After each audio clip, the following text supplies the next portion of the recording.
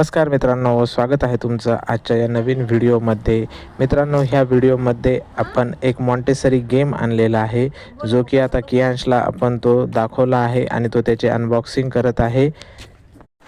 Side puzzle ज्याला आपण म्हणतो ते पझल गेम आज आपण कियांश सोबत खेळणार आहोत। चला तर मग कियांश कशा प्रकारे हा गेम खेळतो आणि जिंकतो ते आपण पाहूया।